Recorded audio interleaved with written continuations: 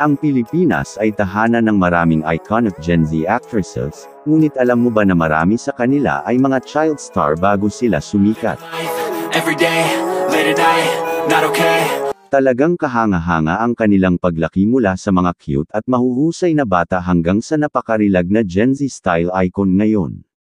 Kaya naman narito ang 14 sa may pinakamagagandang mukha ng mga young actress sa Pilipinas ngayon 2024. 14. Atasha Mulak. Ang ama ni Atasha ay batikang artista at ang orihinal na superstar showbiz heartthrob at aktor, si Aga Mulak at ang dating beauty queen, host at aktres na si Charlene Gonzalez, na parehong mga aktor na may mga taon ng karanasan sa showbiz.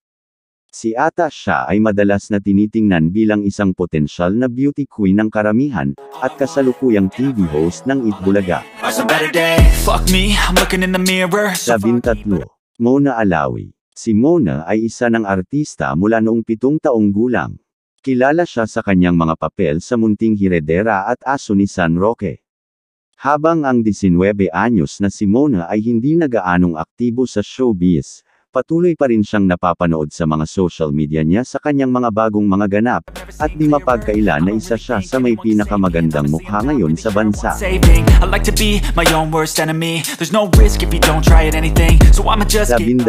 Cyril Manabat. Nagsimula ang kanyang karera sa pag-arte bilang isang child actress pagkatapos niyang maging third runner-up sa talent search program na Star Circle Kid Quest. Sumikat siya kasunod ng kanyang paglalarawan ng mga batang bersyon ng mga titular na tungkulin sa seryeng Agua Bendita at nagkamit ng karagdagang pagkilala bilang batang si Ana Mana Lasta sa 100 Days to Heaven. Pagkatapos ng 6 na taong pahinga sa pag-arte, bumalik siya na napakaganda. 11. Cassie Legaspi. Marami ang naaakit sa young actress TV host na si Cassie. Hindi lang dahil super talented niya kundi dahil siya rin ay isang napakagandang young actress ngayon. Sa katunayan, marami ang humahanga sa kanya dahil sa kanyang ganda at husay sa industriya sa bansa. Namana ni Cassie ang kanyang ganda sa kanyang mga magulang na sina Zoren Legaspi at Carmina Villaruel.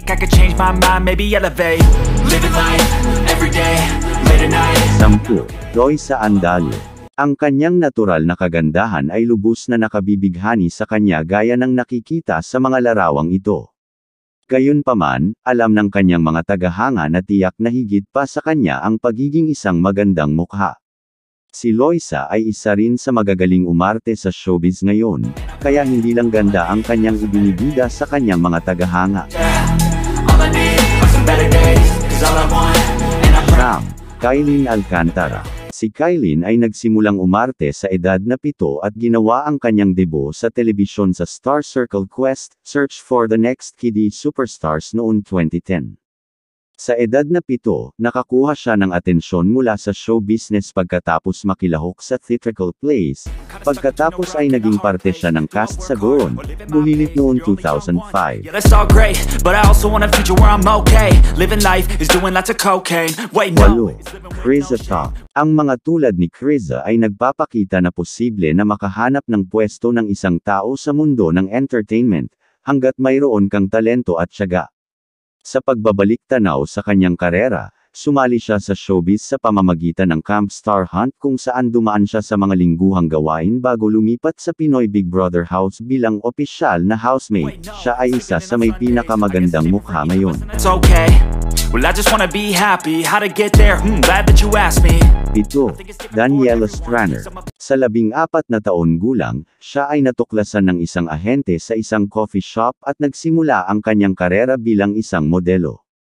Bagamat baguhan pa lang, ay marami siyang napahanga sa kanyang magaling na pag-arte sa senior high kung saan siya unti-unting nakilala. Ngayon ay isa siya sa may pinakamagandang mukha na Gen Z sa bansa. 6.